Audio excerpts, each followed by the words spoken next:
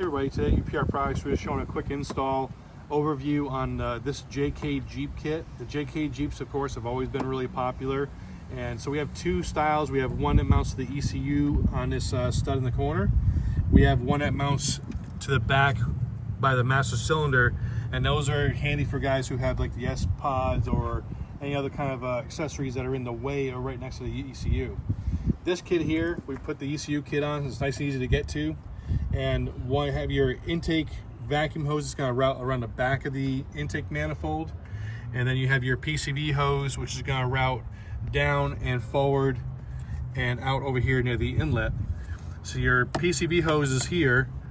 You're going to pull the rubber hose off and turn it, kind of sit that there.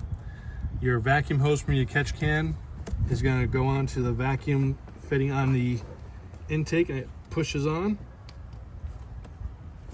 Make sure it's on all the way.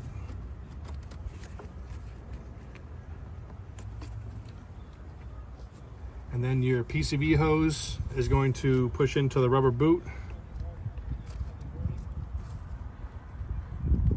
And it's a barb fitting, so it stays in there securely.